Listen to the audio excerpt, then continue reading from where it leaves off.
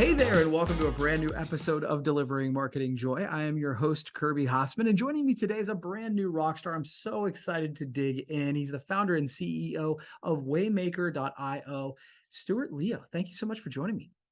Kirby, a pleasure to be here. And that's the first time I've ever been introduced as a rock star. So come on, that's I'll take that. All my boyhood dreams have been realized this morning. That's right. Well, and as we say this, as you can tell, basically by Stuart's accent already, he's in Australia, so he has been super kind to get up really early to record this. So I appreciate that as well. Coffee. Coffee, indeed. All right. So one of the things I know about you, Stuart, and my research about you is you certainly have a perspective on leadership. So I wanted to talk a little bit about leadership and sort of how it affects entrepreneurs and all that sort of thing. So one of the questions I wanted to ask you is, what are the three keys to growth for any organization? Okay, great question, and love to talk about this topic. So let's dive straight in. At Waymaker, which is the platform we founded and we run, we talk about three keys to growth being clarity, alignment, and focus. Clarity in all the fundamental what's of your business. What's your vision, what's your market, what's your strategy, what's your business model, what's your customer experience, what's your employee experience. Alignment in who is doing what in order to achieve team success. So at the end of the day, we want to help people break through and achieve growth. In doing that, and if you're an entrepreneur or running a marketing team or a sales team or leading growth in your organization, then it's never just you. So, the key to alignment is, what does success look like and what is my contribution to that success? And then I can be accountable and responsible to that. And number three is focus. And that's absolutely what are the 1, 2, or 3 things that if I do and deliver in the next 12 or 24 weeks, shift the needle. And so clarity, all the fundamental answers to the what's, the big what's of the organization. Alignment, okay, what does success look like and what's my contribution to it? And focus, what are the 1 or 2, hopefully no more than 3 things that if delivered actually shift the needle. So clarity, alignment, and focus. If you can get those 3 things inside your team, your organization, then just step out of the way, job done, go home for a beer, and enjoy the success. Yeah, that makes a ton of sense, and I love that last one, focus, too. I forget the name of the book, but it was the recent book by Bob Iger, who used to run Disney, where he talked about when he was getting ready to take over Disney, that a consultant came in and asked him, "What are your priorities?" And he said, well, I want this, and I want this, and I want this, and I want this. He started naming all these. He said, stop. If you have more than 3 priorities, you have no priorities. And so I think that aligns exactly with your focus, right? Like, what are the few things I can do to move the needle forward? And I think that makes a ton of sense. It does. PwC, just before the pandemic, released a report. I think it was called something like State of Strategy, one of the classic industry reports you get. And there was this mind-blowing statistic in it that said that 74% of all execs said that their greatest inhibitor to achieving progress so achieving growth for their organization was that they were working on too many priorities. And so, 3/4, literally 3/4, almost 3/4 of all execs out there say, I could actually do a better job if I didn't have more priorities. And it's that old classic saying, if you're multitasking, well, you're not even tasking. You're I love that. It's that brutal truth. So that last bit, the focus bit, is the hardest piece. No, I love that. So and again, this is something I read up on sort of your bio that you talk a little bit about. What did the British military discover as the key to high value strategic leadership? And how can a business owner use this in their business today? Unpack that This for was, me. yeah, this, you said at the start, this could be about a 15-minute podcast. This is where it could go a little bit longer. So I hope this gets interesting for people. Yeah. So this story was one of the catalysts for our thinking at Waymaker. And so it goes like this. The goal, or the number one thing that an organization needs for growth in the 21st century is what we would call strategic agility, and the capacity to know where you're going, have great clarity in what you want to achieve, and hold that tightly. But the path to getting there, hold that more loosely. Yeah. Yeah, that makes sense. Be able to duck and weave, tick and tack, those classic sayings, zig and zag. It's that capacity to, as an organization, to move in an agile way, and potentially move, maybe marketing's got to move this way, and operations got to move that way, and products got to adjust this way. And it's you don't want to be operating like a big ship, with one person at the bridge just doing this. You want to be operating with clarity of where you want to get to, and the capacity to morph and move. And I hope that visual picture is making sense. Makes a ton of sense. This is totally uninspiring, but be more like a blob of mud flowing down a hill than, a big box trying to get down the hill. That's kind of the idea. So this move, we often talk about the shift we help people make at Waymaker using our platform is the shift from reactive chaos, stuff happening to me, to strategic agility. We know where we're going. People are empowered. They've got clarity. They've got alignment. They've got focus. And so they can move and adapt. And so we learned that from the British military. And so the British military, coming out of the 20th century, by the late 80s, early 90s, recognized that wars in the 21st century, and sadly to say this has come true, were not going to be played out like they were in the 20th century. Right. The days of lining up 1 million men on a big long front line and pushing that through into a nation are pretty much over. Yeah. It was a get in, get out kind of world.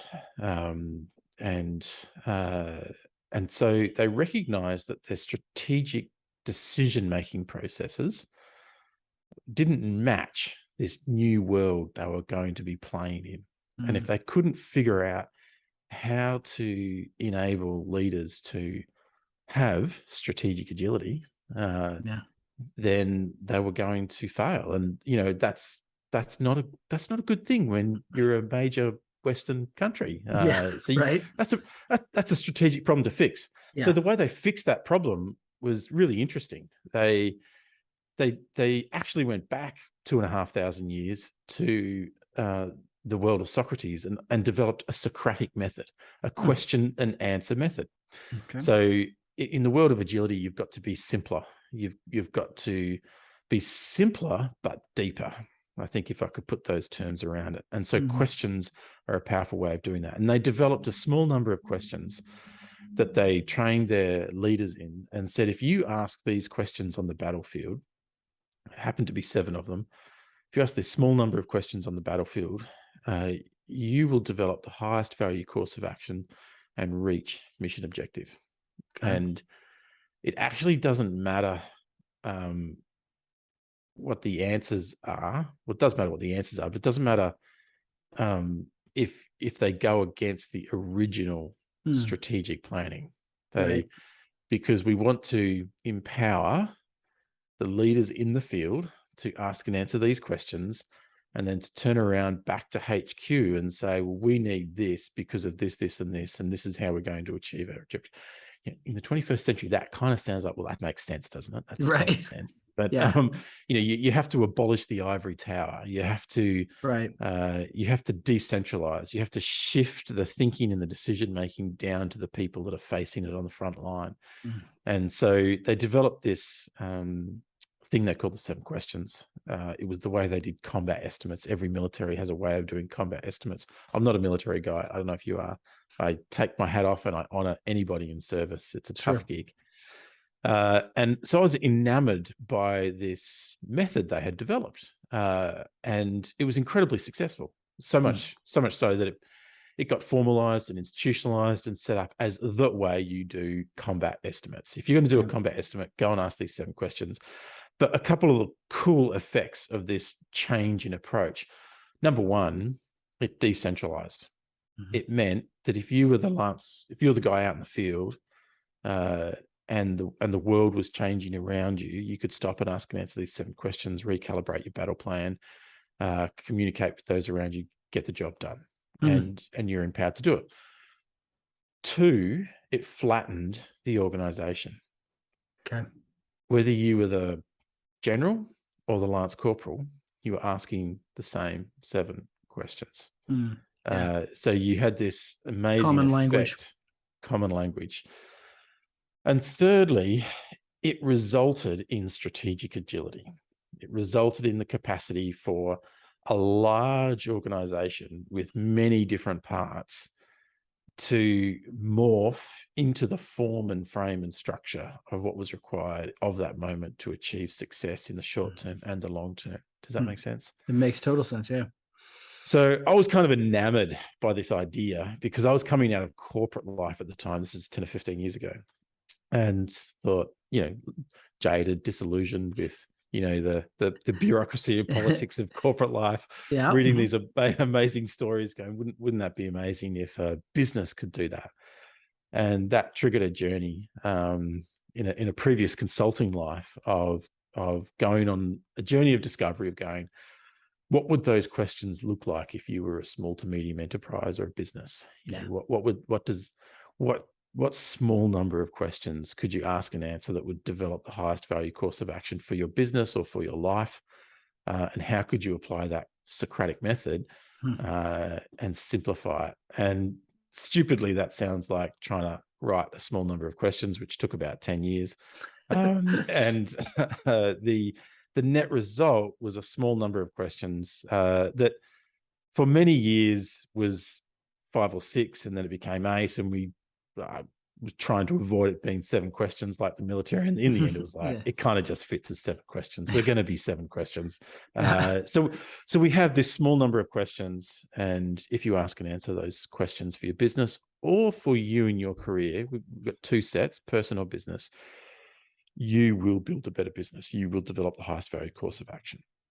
And kind of just like the military who are asking and answering those questions, potentially bunkered down behind some Humvees in the desert. They've got some software in their hands, connecting them out into the broader, wider world and giving them more intelligent answers. And hence our software comes into play to help you do that. So those questions, we as a team have been asking now for almost 10 years in various formats.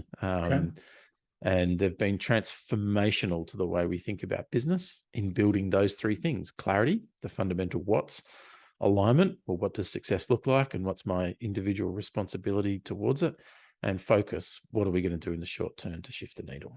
That's really cool. And I love how it ties together too. So well done. You made that was totally digestible. Good job. Thank you. So I've read about the Waymaker leadership curve. Can you talk about what that is and how a leadership team can use it to scale? Yeah, it's what we would call a sense-making framework that these questions sit on top of. Okay. And real simple. Imagine a curve: low on bottom left, high on top right. Everybody wants that curve, Right. get curving up. Yep.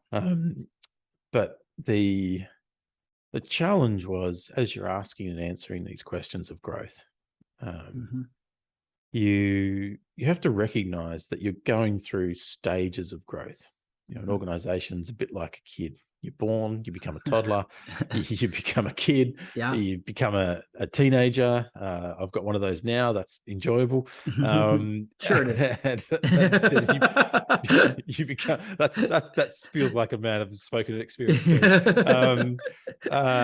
You move from teenager to young adult maturity and beyond. Yeah. And the stages of growth there, and there are certain, if you don't break through some of those stages of growth, that has some life-changing impacts for you. Yeah. Uh, Same with your organization. You have an idea, you go, oh, this is a potential idea in the marketplace. You start to try and work to find market fit and figure out who you are in that marketplace. You find some market fit, and suddenly you start pulling a few people around you, and you start building teams and skills and adding new systems, and Sure. you keep building, and suddenly you find some maturity and some consistency, and then Yep. you're like, oh, now we could pivot up into this area, and you start actually, leading in your market, hopefully, whether that be your neighborhood, your country, or globally. And so the challenge was, if you can ask these questions of growth, can those questions of growth help you find the breakthrough activities in those stages of growth? Mm. That makes sense. Yeah. So what are the things that you really have to nail in order to accelerate your journey through those stages? And so it's a bit like saying, if you're a kid, to go from toddler to, young child, what have you got to nail? Well, you got to nail going to the toilet. You got to nail feeding yourself. You got to nail putting your clothes on. You've got to Yeah. nail being able to send your child to school and, Right. not get reported to child services, that kind of thing. And so there's core skills and practices or systems that you have to nail. And that's what the leadership curve, kind of the aha moment was. There are things you need to know how to do, and there are things you need to have, systems or practices. That could be technology, that could be a process that match up with those skills. So, if we look at the marketing leadership curve, early on in the curve, there'll be things like personas. Who are we talking to? Customer journey. What are the steps of the journey we're going through? And they would be skills of the organization. Have we built that knowledge? Do we have that skill? Can we articulate those with clarity? But sitting kind of on the system side of the curve, of the leadership curve, would be a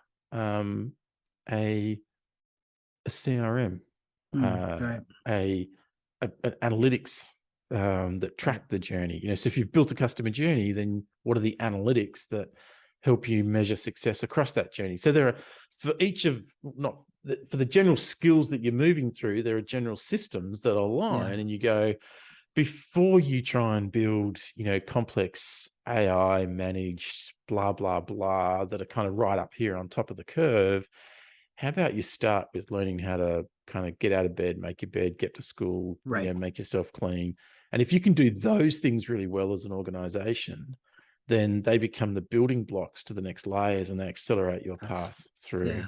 Does that make sense? It makes a ton of sense. I love the analogy. It's you gotta what do they say? You gotta crawl before you can walk, and walk That's before you it. can run, and all that sort of thing. Yeah, that makes sense. Well, cool, man. This is great. I got one final question for you. I always like to dig a little deeper on the personal side. So, who are some people that inspire you to be better, and how do they do that? Yeah. Okay. That's a great question. Thanks. Who are people that inspire me to be better?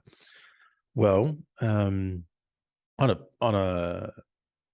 an industry perspective, I try and read kind of fairly wide and diverse. So there's lots of different authors that I read, and they, you got your classic authors that you read, the Lencioni's, the Petersons, anybody that's challenging thinking. Yeah. And I think our greatest challenge in this 21st century is to learn how to think well. That's really the first step of leadership, and to challenge thinking. Yeah. Because the only way you identify growth gaps is by challenging the thinking. It starts in the mind. So Yeah.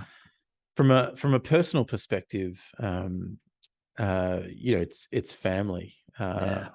I for me, when and everybody has hard times in life and in business, and I look at my kids and go, well, that's the reason I get up out of bed in the Right. morning. Yeah. I look at my wife and go, well, I'm a big believer that we work to live, not live to work, and that our business ought to be designed to foster and build our families and our relationships. And if they're not doing that, then we've kind of got the context out of order. Yeah. And that comes from learned and lived experience, like all of us. Right. But for me, that's where the inspiration sits and lives. I love I it. hope that kind of makes sense. It makes a ton of sense. I totally get it, and I think as entrepreneurs and sometimes it's hard we can get that out of alignment, and so it's good to always be reminded of it. So well done. You've certainly lived up to rock star status today, Stuart. I appreciate that. Well, you didn't make me sing, and your audience will be thankful of that. So don't well, make hey, me do that. real quickly, where can they find out more information about Waymaker? Sure. Visit waymaker.io. Yeah. You can jump in, and I mean, there's a couple of things you can do. One, you can jump into our demo center, watch some videos, get a sense of what the platform does.